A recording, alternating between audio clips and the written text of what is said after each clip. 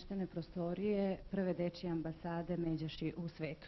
Razgovarat ćemo sa izvršnim direktorom Dragi Zmijanac. Rekli ste da ova ambasada u Skoplju već postoji 5,5 godina. Isto tako ste rekli da ova organizacija nije budžetska, nije profitna i nije vladina organizacija. Odakle onda nalazite finansijska sredstva za sve aktivnosti koje izvršavate? Сметам дека и самите бевте импресионирани од сето она што го работиме и што имате можност да го видите во амбасадата, фотографии, искуства и искажување на нашите активисти и волонтери. Наведнув за неинформирана личност, многу е чудно толку присутни, медиумски, со конкретни активности, а не буџетска организација. Навистина е неверојатно, но е остварливо. Тоа може да се оствари ако се има една визија, една добра стратегија, кога ќе се зафати човек со една работа, мора да истрае. Тоа значи дека ние настанавме во моментот кога Југославија се распаѓаше и кога имаше потреба на децата погодени од војната да им се помогне. Ние немавме намера да работиме сето она што го работи, што успеавте денеска да го забележите.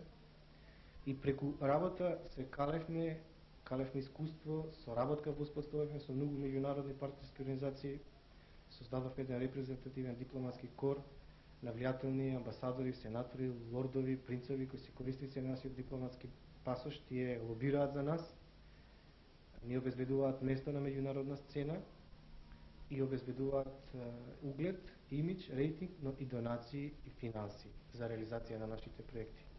Нашите проекти се многу важни и многу суптилни за директна подршка на децата и заштита во Република Македонија.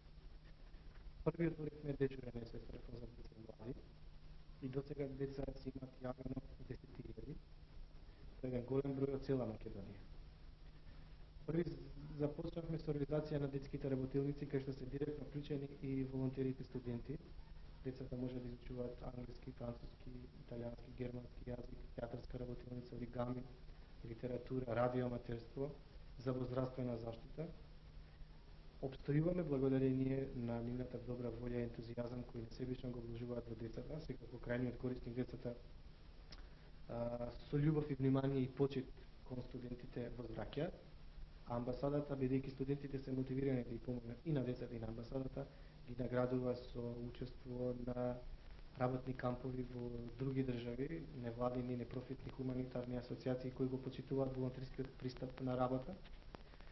Често тоа се случува на сметка на организаторот, бидејќи имаме соработка со над 50 партнерски организации, тие ги покриваат трошоците за нас.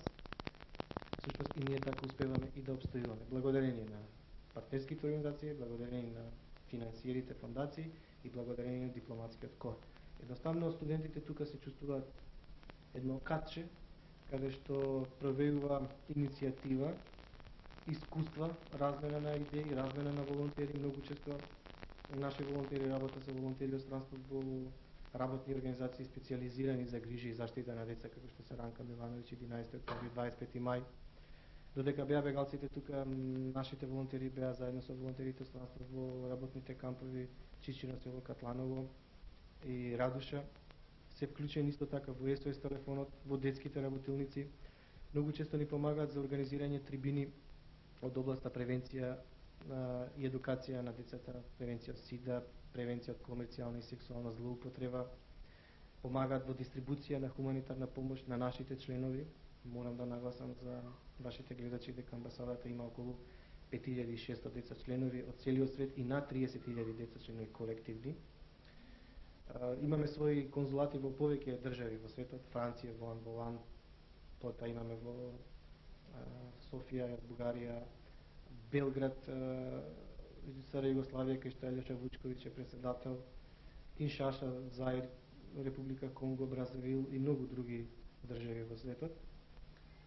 Многу е интересно што сме асоцијативна членка во повеќе меѓународни асоциации, како што е Интернационалната мрежа за детски права КРИН од Лондон, потоа DCI, меѓународно одбрана децата судиште во Женева, потоа Асоцијацијата на просветните работници за мир од целиот свет во Алабама, Соединените Американски држави, Светскиот самит на децата. Многу често нашите извештаи за состојбата со непочитување или кршење на правата на децата стигнува и до Комитетот на Обединетите нации за детските права. Партиципираме и со членство, и со идеи, и со искуство. Наши волонтери ќе патуваат како награда, ќе напоменам, од 26 октомври, од 26 септември до 26 октомври во Австрија, преку Австријскиот студиски центар за мир и конфликт резолуции, Манолија Гаровска ќе биде во Шленинг, наш активист, волонтер кој ги води англиската работилница.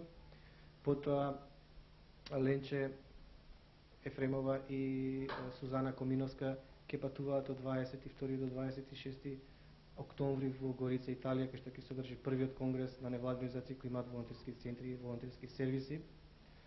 Фатима Шкриер ќе патува од 2 до 5 во Париз на 6-та конференција, работна конференција за работни работилници и кампови.